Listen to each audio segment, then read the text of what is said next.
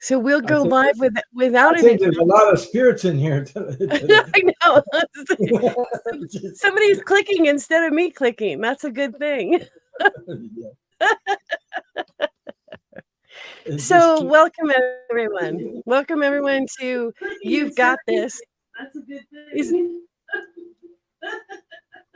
Oh my gosh, I hear an echo. Do you guys hear an echo? Welcome everyone. Yeah. Okay, go ahead. I hear you laughing. Yeah. Okay. I got muted the YouTube. There we go. Yeah. So welcome everybody to You've Got This. I'm Kate, the Dream Detective, and we started this show to help. I'm Jay from Majestic Oracle. Yeah. And we have with us today Ron. Say hello. Say hello, Ron. Hello, everybody. Hello, spirits in the world. For me. This is crazy. Okay, so since today's show is about healing and health, I want to do a disclaimer to start out with so that we don't lead anyone under any kind of misunderstanding about what it is that we're doing.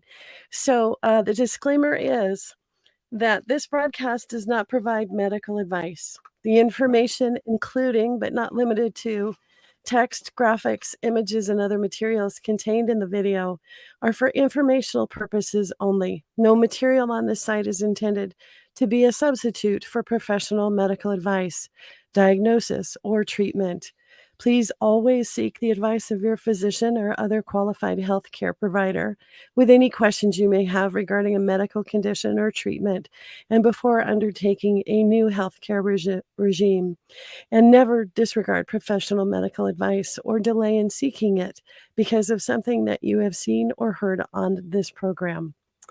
So we wanted to bring individual chapters of healing, of experiences to provide hope, and in sharing that information, allowing other people to experience or to anticipate or to even look for other options when dealing with health issues.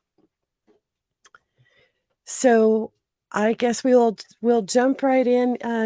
Ron, tell us a little bit about your channel, and then tell us how you got connected with this discovery.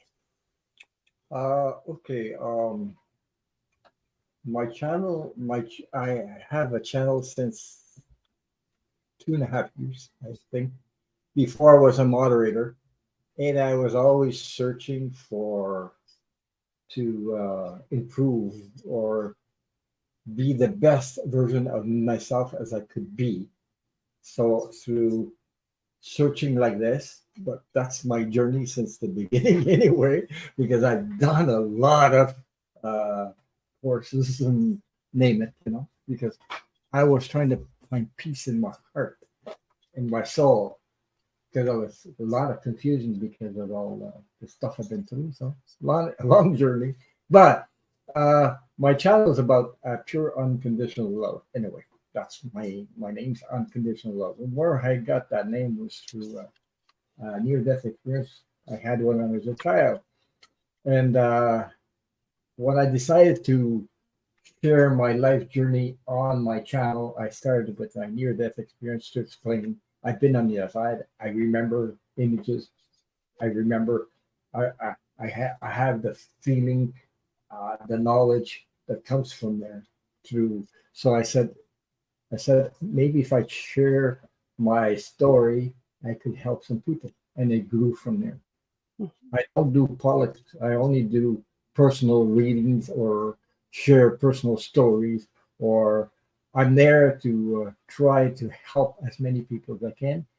And and you guys in the chat also help me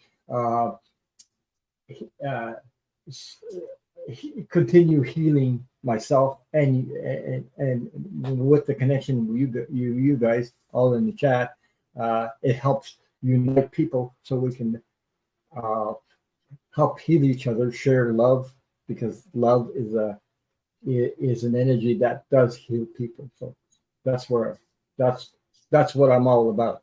but I have a long journey. I have quite a long journey yet since childhood. So yeah. So if you guys have any questions about that, well, yeah. Uh, because I try to find a safe place where we can share no matter what you've been through, uh, and have confidence to share what you've been through so that we can help each other. It's not for judgment. It's not to condemn. There's none of that. Okay. And it doesn't matter who you are or what nationality you are. I don't care about those because I'm more about humanity to get. My dream is to bring humanity together and share our light. The more we're together, the more light we distribute in the world, the more we raise the vibration. That's my goal. It's not it's not making money. That's not my intention. My intention is to help people as much as I can. And I speak from the heart. I don't speak from the air. Okay. It doesn't matter if you use tools, tarots, cards, or whatever. I can do without the cards because I'm I didn't know I was psychic, but somebody told me you're an empath, you're this, you're that. I didn't know what the hell was that we were talking about. But I knew it was sensitive. I knew it was sensitive though. But Right. I didn't know my value. And why I'm saying I didn't know my value, because when you're like a sponge when you're young, you take it all the stuff that people throw at you. And it was so hard that I didn't think I would survive through that stuff. But I did. And it still amazes me how much I've been through and how much I can Mhm. share. So I take all that baggage and it made me who I am today. So, but always be living your truth. It's not easy. It wasn't always easy to be truthful because I was pushed away because I was, oh my God, you shouldn't say this or shouldn't say that, or people didn't like the truth. They scared they are scared to face that truth. So sometimes Yeah. I learned with discernment. I learned through my journey how to express that discernment, how to express that wisdom through that unconditional love. But I'm not in control of that. The spirit is. So they Right. Right. use to do that. So anyway, That's right. So Wow. were you when you were little, were you raised in a family that um would seek medical attention? Were your parents physicians or in the healthcare industry, or no, what was your home life like as a child? as a child, there was no medical uh, doctors or physicians or anything like that. Uh, all I know that most of my whole family, even my uncles, my grandfather, some people in there were all alcoholics, every one of them, because Okay. that's what they did. Mhm. They sang songs, which is a good way to reunite the family, you know. But Mhm. they drank like crazy and they smoked like crazy. So I was raised in a lot of smoke, like cigarette smoke. Yeah. Right.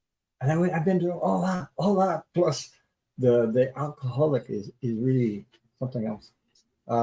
Just to give a little bit of uh, a vision, I was told, I don't remember this, but as a baby, I was told that okay, I'm talking about my stepfather because I thought it was my father, and I learned later on it wasn't my father, but I always knew that. And it took 50 years for me to find the truth on that because I knew it. So I confronted my mom and I asked her, and she revealed it. Yes, you're right. So, but I was told that when I was a baby, and I'm talking about alcoholic people. That's how bad it was. My stepfather left me alone in a, I don't know if it was because I don't remember the stuff. I don't remember that I was a baby. Left me alone in the crib, walked away, went to a bar, started Wow. drinking, and left Wow. me. while while he left me alone, I was told that the building caught on fire. Oh, You're It was kidding. burned. oh my God. So my stepfather, but the firemen were all around, and they didn't want him to go back in the building, and they wanted to stop him from going back in the building. But he went back in the building and saved me. But while he was saving me, that's not why he saved me. That's because he didn't want to get in trouble. If I would have died in there, he would have Wow. been okay. Wow. Yeah, but I was Wow. told that. So anyway, another thing is that happened along the way is with so much uh, stuff going on with alcoholic people. For those that know what that is, or been in that abuse, you'll know. Okay, uh, there was a time where I lived from, I don't know, 4 years old. I was with a family, the family relatives. Like there was two brothers and they married two sisters of the Oh, same family. You know what I Mhm. mean? So, yes.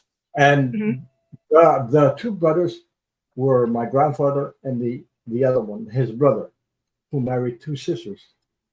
There was so much problems that my mother eventually wanted them sort of made an agreement about adoption. So these people, I'm talking about the ones that wanted to adopt me. They were more on the side of giving love, and they're my cousins. They were like maybe 5, 8 years old. I was a baby. They took care of me, and Yeah. I went through that period of almost 4 years, or up to 4 years anyway. I heard this is stuff that came through there, and they wanted to adopt me. But my mom I was the only child. So being the only child, she came and grabbed me and took me right out of there. And we moved to another city, another Mhm. language, Wow. everything. And I think that period where you get a lot of attention, and then you're isolated into alcoholic people, just my mom and her and him. Right. It really screwed my mind up really bad as a child because I was exposed to all these negative programs. Okay, Right. uh, but for the Yeah. healing part is my spirit is always with you in a way you might not even know or are not aware of. I have Okay. one problems. There's so much problems, so much violence, so much ugly stuff. It's like I call it like being in a war. You know, when soldiers go to war, they Mhm. see some ugly stuff, and it creates Like this. having PTSD. Yeah, this is what I call it. I came from hell before I'm here. You know, I, I I went to a war zone like crazy. That's how bad it was. I won't explain every detail because it's too much for to people to you don't I don't need to do that.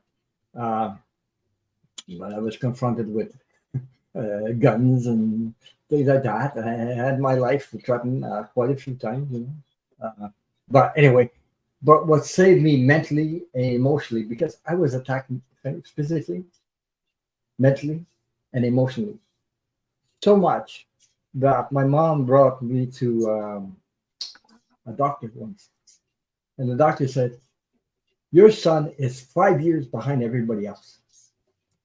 Wow. That's not because I'm nuts or I had a mental. I didn't have a mental issue. I had an emotional issue so strong that it brought my mental 5 years back. Okay, Sure. Yeah. because it was so much. But Right. what saved me is that went out in nature. Why I explain about nature? This is the part uh, I didn't know what it was doing, except I went there to find peace Hmm. Yes. from all this, get away from the Mhm. drama, get away Yeah. from the violence. And I sit there and Yeah. watch birds, rabbits, name it, frogs, in a swamp. There was trees with a hollow hole in it. I used to crawl in there and Oh, just to see what it's like, you know, oh my and goodness. watch all the I'm bugs, imagining. whatever spiders, anything, and watch. And it to me that was life. Life Mhm. was going on.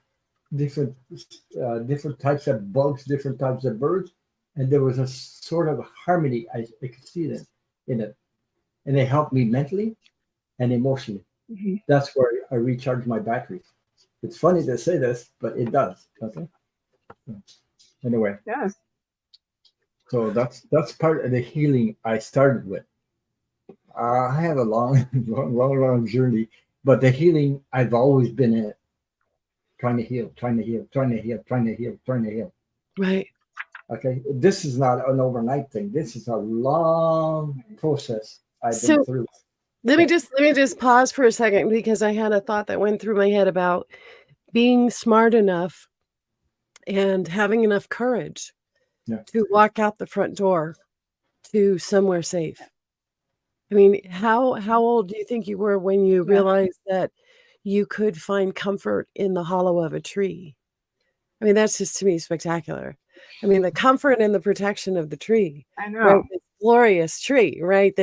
That says, "Come on inside. I'm here for you." Right? The energy of the earth, the protection of Yeah. nature, the glory of, being there in a place of peace, in a place of gentle surroundings. So, do you remember how old you were, Ron, when you realized that you could actually walk out the door and go somewhere away from all of the negativity that your inside the house was providing?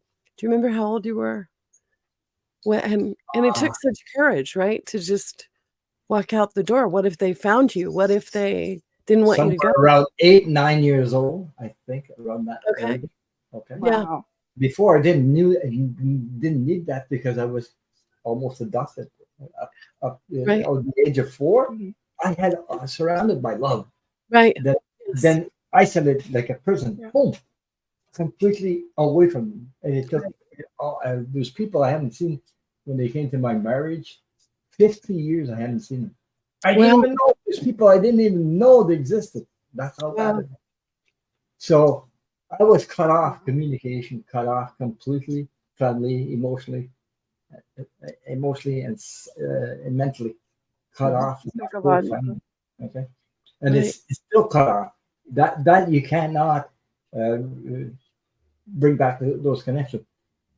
So I have other connections now, and it's much better. Put it that way.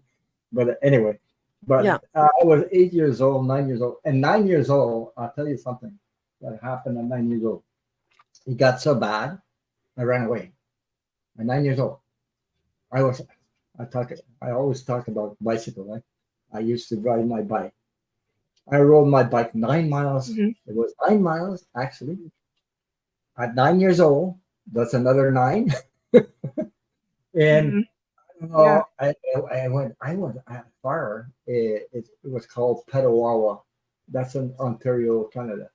There was an army base Mhm. there, and Mhm. I rode all day and got there. Then I picked up pop bottles to pop bottles and things like that to eat a sandwich and something like that. I Right. s- I slept in an Mhm. old cabin or an old shed, whatever. It had a light, and they had Wow.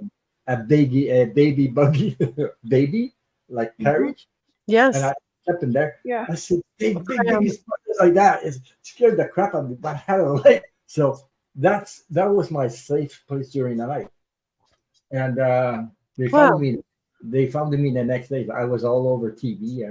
The army was looking for me. Everything. Uh, Really. uh,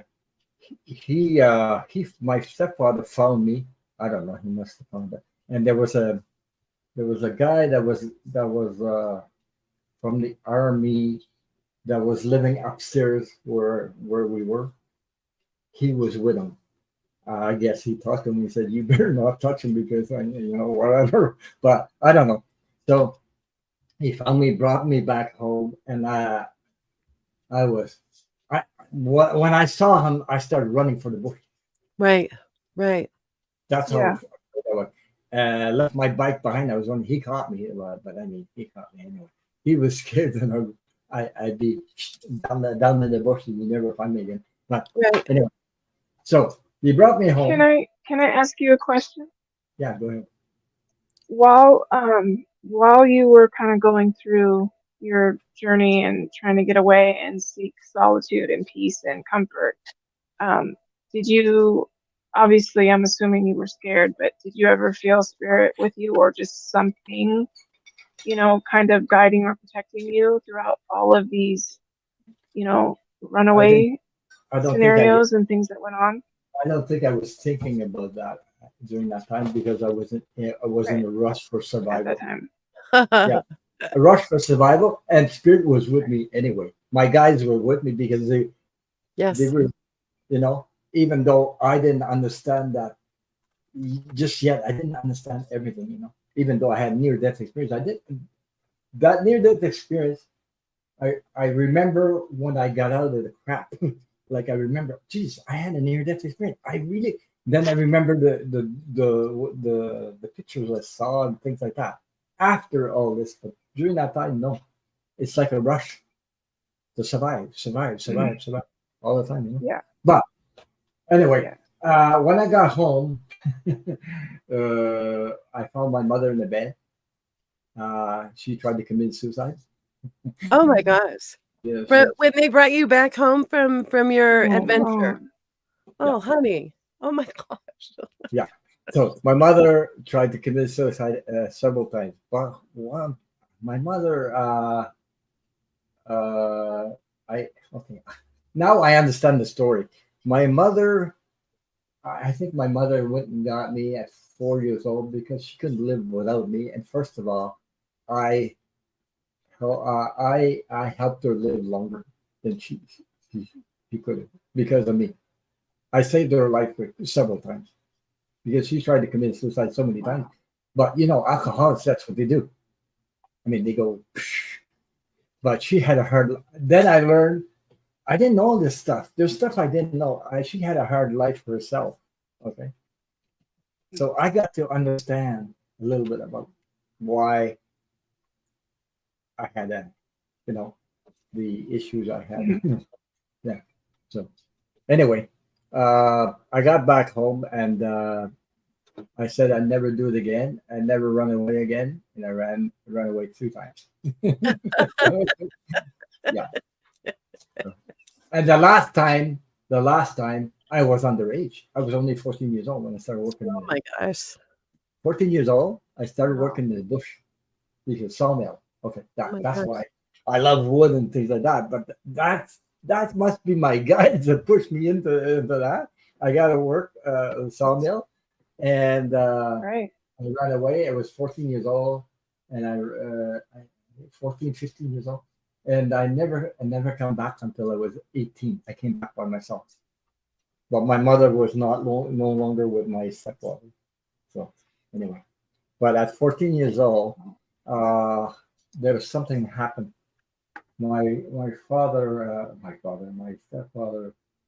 uh, my mother worked in a restaurant. She had a restaurant, but worked in a restaurant also. Okay, but she was sick, so she was in the hospital. My stepfather says, "You're going to put these pants on." He was with some other woman. I don't know who the hell she was. He just, and I told him, "No, I'm not going to put these pants on." And he came towards me like this.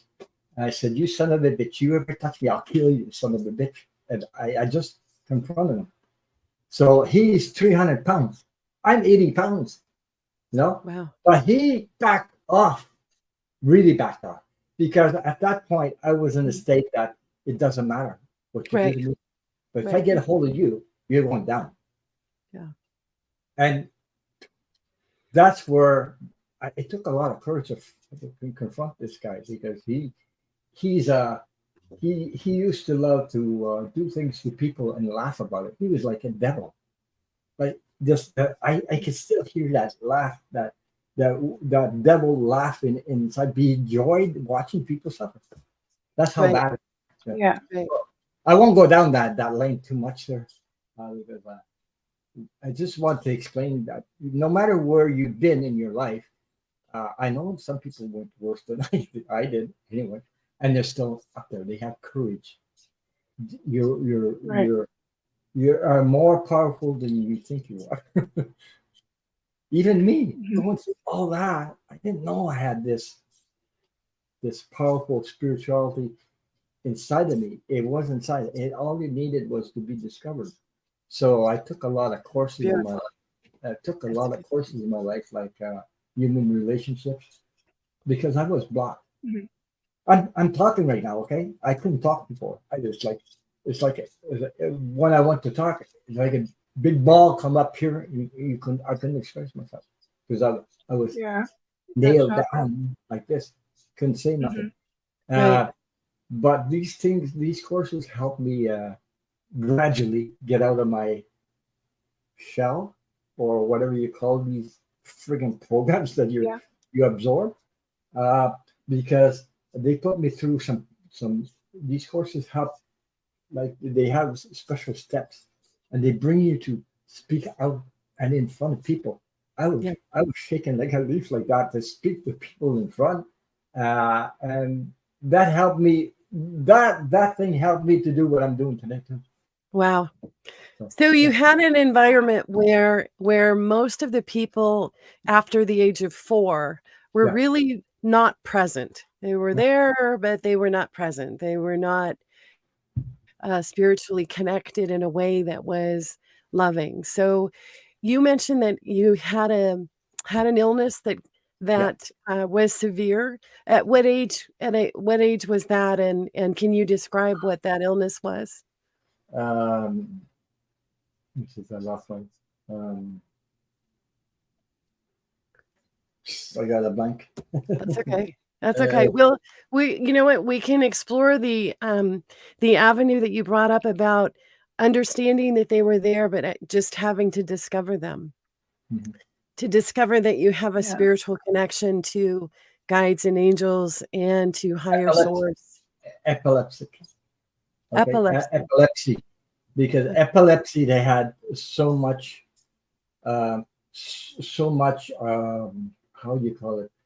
Different different types of epilepsy. Mine was Okay. really severe. Mhm. I used to get attacks every Mhm. one after another like this, and it that's where I had my near death experience. Okay, and Oh my God. yeah. Oh, okay. So people, how did you get a near death experience? Well, at the time I had that attack, and my mom, and I think she's a nurse. I think that lady was a nurse, a neighbor, and they took a Okay. taxi or some kind of car. I don't know, and I could still see it. Like I was on the other side, I could see everything. I know everything, and they were going to the hospital like in a hurry, like crazy because you try to swallow your tongue, and I can remember my body still remembers the feeling of the attack of epilepsy, what it does to your Mm. body. It, Wow. it's like Okay. slowly paralyzes you. Okay, and then your functions, you don't function. It comes from here and it goes down and down. It's like you're paralyzing completely. Okay, it shuts Wow. down. That's Right. Mhm. then your your tongue you're trying to swallow. That's how it works. Anyway, so Scary. as I was on the other side, I was surrounded by pure unconditional love, and I mean this. I still remember, and I still remember the feeling. And I gotta say, sometimes I long for it. Sometimes I really long for it, because you're so well, and I know where Yeah. people go there. So as you transit on the other side, you're met with all. I I saw about 12 people, and I think some of them were my ancestors, and some of them people I knew and guides. Okay, and they were all transparent. Mhm. Like I saw the form of, but I don't see a body. I see right through them, like you're shining the light right through it, right Right. through them. Yep. And one thing that hit me, I Mhm. saw a red heart, every one of them had a red heart, shining red, big red heart. I said, wow. And then they told me, and I can tell you, you had free will when you're on this life. Then they sort of showed me this, and they said, there's a space for you. They put their hands like this, and it showed me the space, you know. And I didn't answer, but they communicate with you telepathically, by the way. Yes. Okay. Right. And as you're on the other side, I know Right. we know everything. You're connected to everything, so you know everything. You know why this, and you know everything. I don't care, Right. whatever.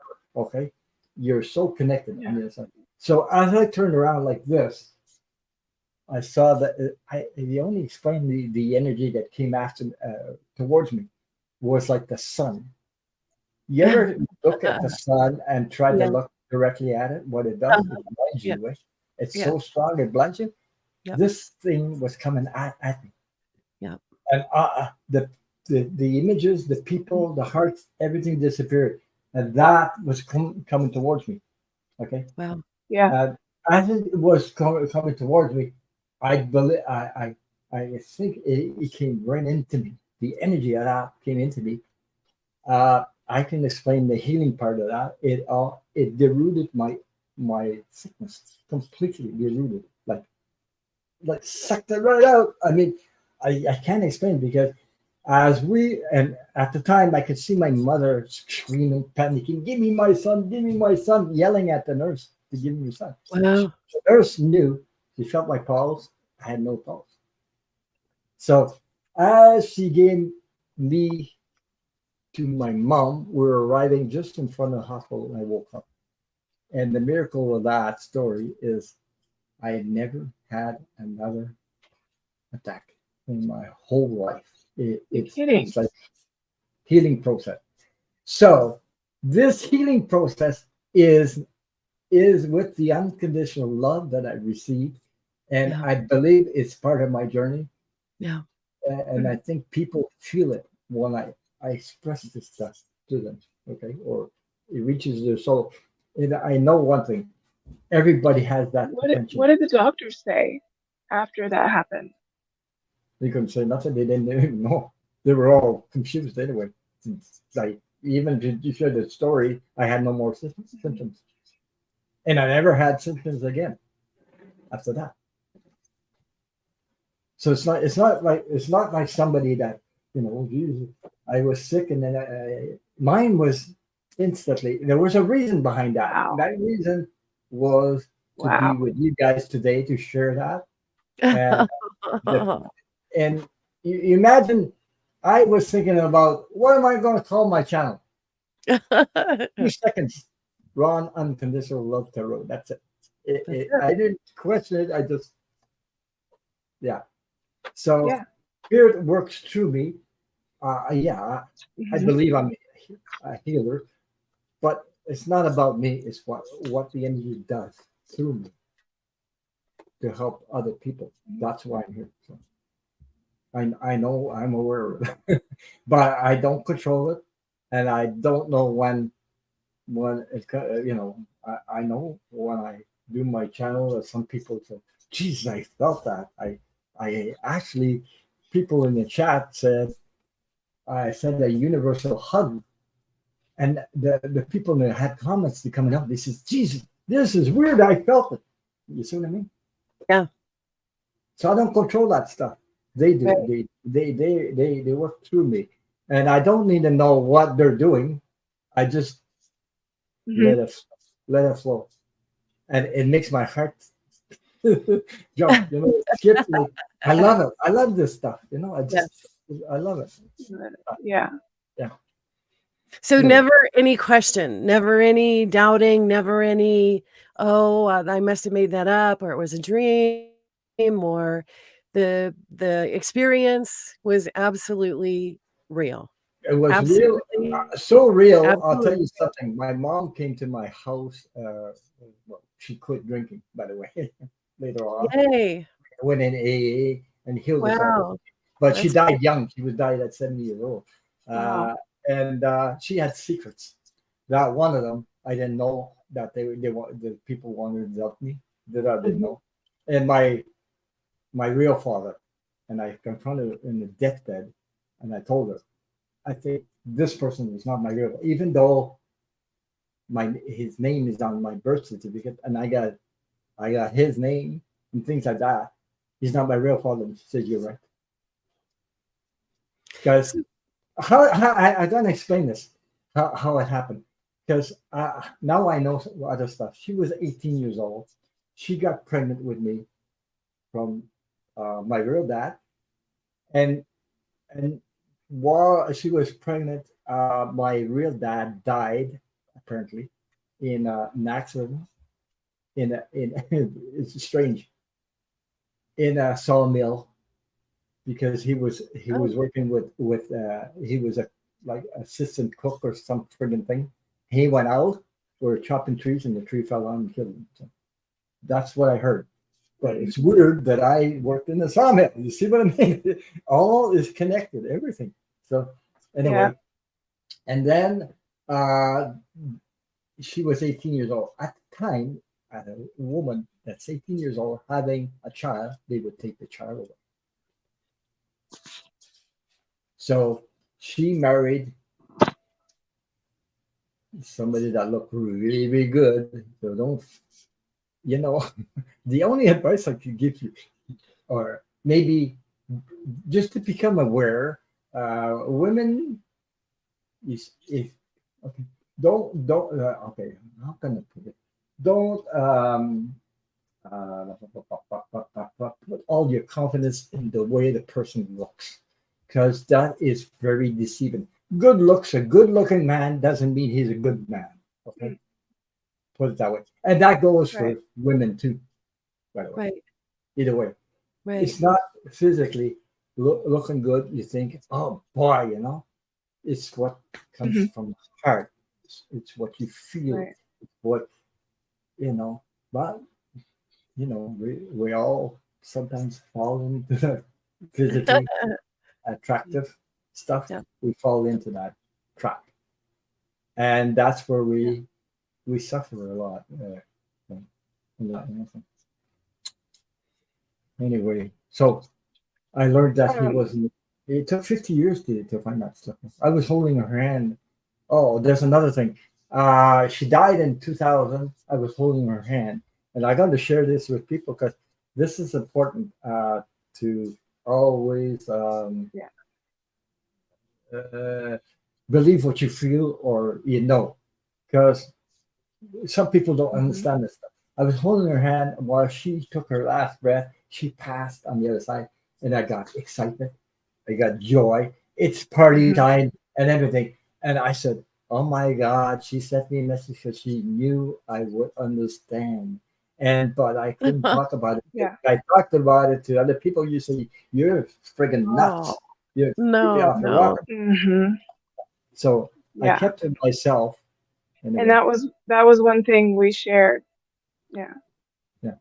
No, I was gonna. Sorry to interrupt. I think we That's have a delay, but I was gonna say that was one thing that we connected with, Ron, with our stories was your mom and my dad, and the same thing, holding hand, feeling, seeing the crossover, and being so excited. You can't be crying in sorrow on the ground and and unconsolable, and to hear someone else know that feeling was a good connection between you and I, and the group in which we work. But I thought that was very telling in how we want to always tell people we wish that we could just touch you so you could feel what it's like over there, because it's that great when it happens. You're sad, but if you connect with that person heart to heart and you feel what they feel, you cannot be sad. Like, I'm getting goosebumps now. It's no, you can't like be impossible sad. because you can't. Right. It's real. I had the same experience. I was amazed that I knew that. I was amazed, but at the same time, I couldn't tell anybody. I couldn't tell because I knew they wouldn't understand. They would judge me. They would condemn me. They would say, "Geez, you want your mother? You're glad your mother died?" No, God damn it, you don't understand. So I didn't want to get into all that stuff because they didn't understand.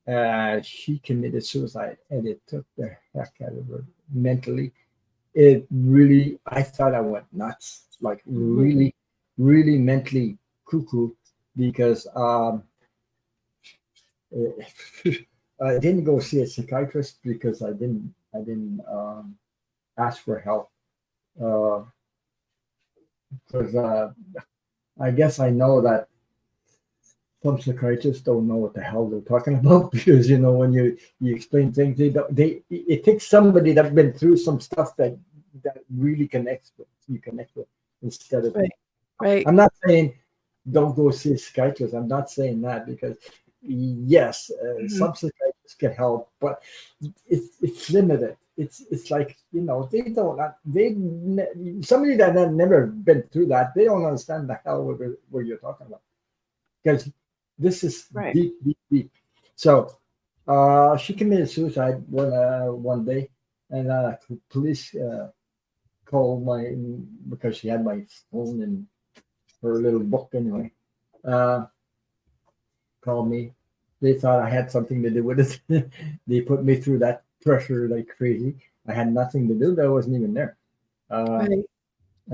So his brother also, her brother communicated with the police and said, no, he's got nothing to do because I didn't know it's the stuff that she tried before and I didn't know nothing about it.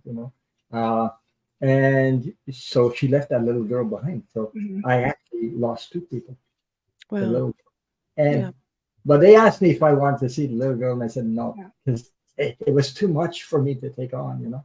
And I always said that it's something to do what happened between her and her ex, whatever, and then she flipped out or something. I don't know. She had problems, a lot of problems. I always wonder what the hell, why did she do that? Because, geez, I gave her all the attention, love, and all those moments. Um, she had problems in her soul. Her soul was full of holes, also, like mine. I had holes too. I had to heal. So we both had problems, but I didn't know about her. You know. So when I got a reading from Debbie Freebird, I can name her because I got a reading from her and Karen Sage Healer, but now she's Star Seed 111, I think she's called. They actually brought her. She appeared. She appeared to them. She said, "I'm sorry, I'm sorry, I'm sorry, I'm sorry." So she appeared saying sorry, but she appeared like she said. Debbie said she's full of holes. She showed me holes. I said, "Oh shit, I understand now why." Because no matter how much love that you give to a person, or how much it's like a glass of water or a glass styrofoam cup or whatever full of holes. Pour water, you see, she couldn't hang on to it. So that's my love was going through that, and no matter what I did, I could never avoid that. It was in the contract, so there's nothing you can do. You can't control that. But now Right. she's on the side and healing other people that go through similar stuff. Okay, so yeah. So anyway, so that mentally took me down because I instead of sleeping in my bed, I was sleeping on my floor and crying all night long. And this weird thing, seen her all over the place. Like I would see her appear, but that it's like hallucinating a lot, or walk down the street and grab somebody and think, it's her. She's not dead yet. Yes, she was. Oh. You know what I mean? Yeah. Mentally, it took months to get out of there, and I got out by myself. It's a struggle like crazy. So anyway, The healing process of coming back to your true heart. Yeah. Where the heart is healing the mind, and the heart is assisted by spirit and guides and angels, and so that as human beings we can continue to spiritually help each other, because being human is really hard. It's really hard to be human. Okay, In fact, you know, me and the big guy, we're going to have a conversation.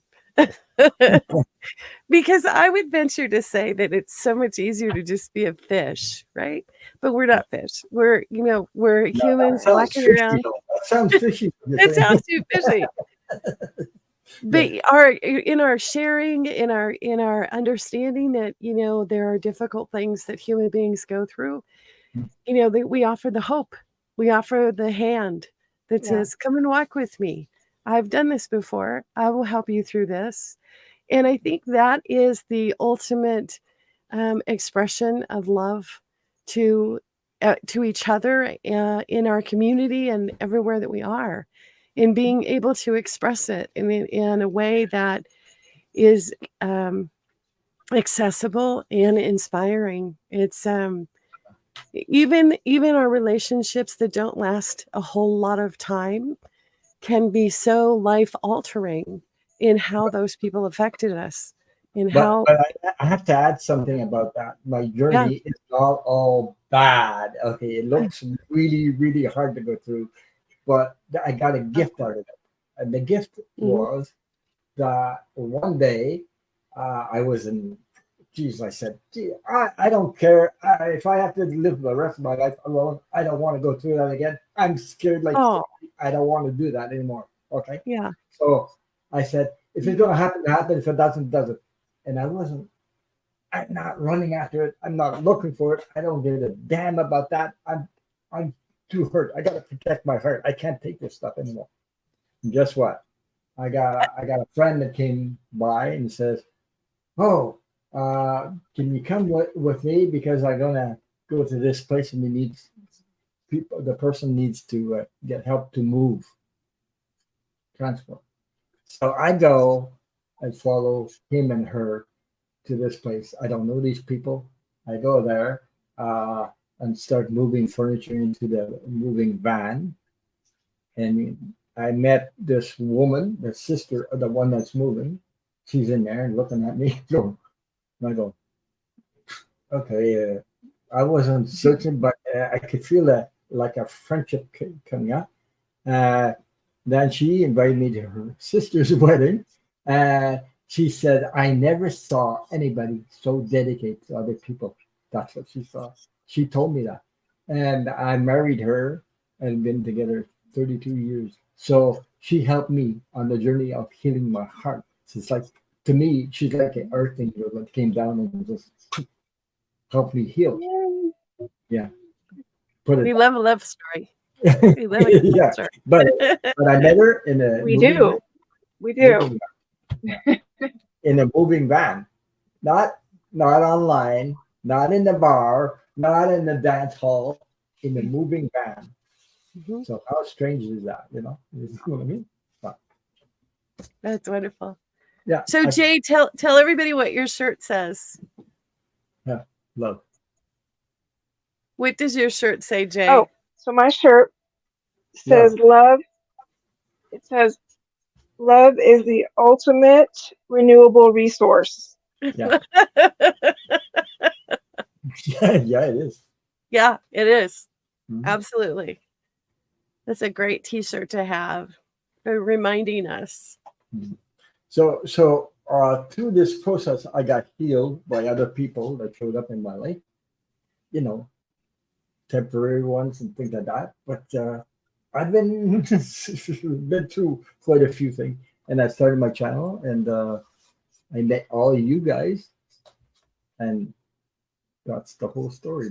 But I did a lot of meditations too. Those meditations, okay, for me, there was it's called the Center Point by Bill Harris. Bill Harris had died, but he used to make meditation CDs. They just popped out. Okay, meditation CDs. I used to listen hours and hours at a time. Then I became, oh my God, I became aware of all this freaking program situated in my friggin' brain and how I react or how I express myself. And I said, Jesus, oh, that's where they come from. That's not mine. I knew the difference between me and so I started feeling. There's there's a common thought that says, or maybe it's uncommon, that says you have to become someone else in order to heal and become someone new.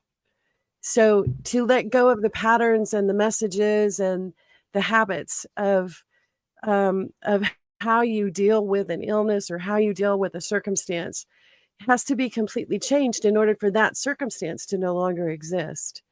So it's a self-discovery journey of understanding that we are so connected spiritually, that so much is possible that we are told is not, or that we are taught that you have to believe this or you have to do that, or this person is the ultimate one that's going to say, oh, here's your prognosis, and this is what you need to do for the rest of your life, is oftentimes something that people struggle with because of those pre-programmed conversations that they have from, being raised in a family where we honor and trust these, people that are quote unquote smarter or have more knowledge.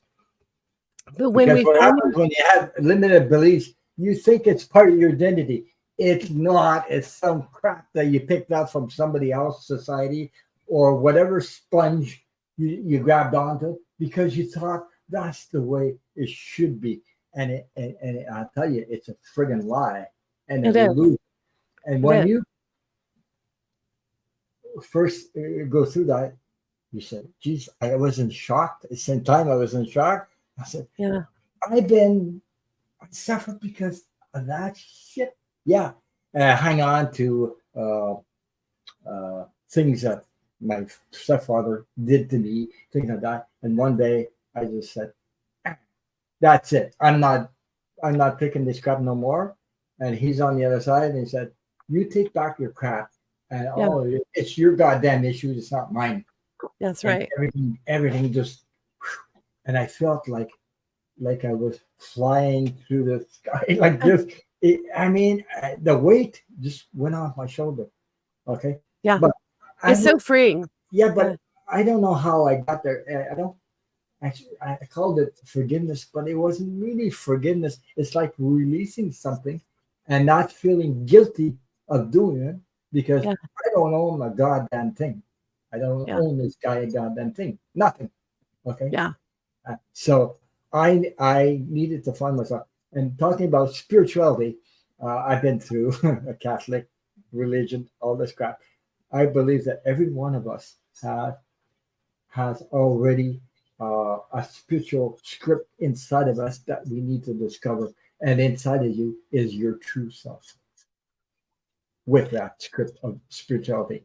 But that's how you get your gifts. That's how you awaken through that spirituality, not the ones that tell you, well, you got to go here, you got to do this religion, this religion. I'm not saying they're all bad. They're not bad, but they're programmed to. yeah, they are. It's like when you Yeah, step into your own truth. you step in When you your and step into who you are authentically, into who you are, into your own truth, where the only thing that you hear are the confirmations from spirit when you're questioning what's happening in your life. When the confirmations come back that, yep, that's right, that's how it's supposed to go, Mhm. then you'll know that the path forward is one that's guided by your heart, one that is spirit driven and in your purpose for being here. We all have that within ourselves, Yeah. and the ability to connect with all that energy and all that spirit and all that love, really is just a question away. It really is just a step away that says, I believe this is possible. I want this in my life, and I welcome it to be a part of my everyday existence. It doesn't because have to be something that you wait on Sunday for. It doesn't because have people don't know that you're a light being before Mhm. becoming a human being on this journey, and you forgot it. You forgot it. you Okay? forgot it. You forgot it. So you have all you need to Right now. express your light and your love on this human journey. You have it already in your soul. It's in your system. All you have to do is not look not look outside of you for answers. Look inside of you for Yes. these Yes. and connected to that. Right. To that. Once you're connected, everything's just it's like wow. It's like you open the closet, it's dark in there. Put a light in and you see everything. Yes. It's perfect. That's a perfect way to conclude everything, Ron.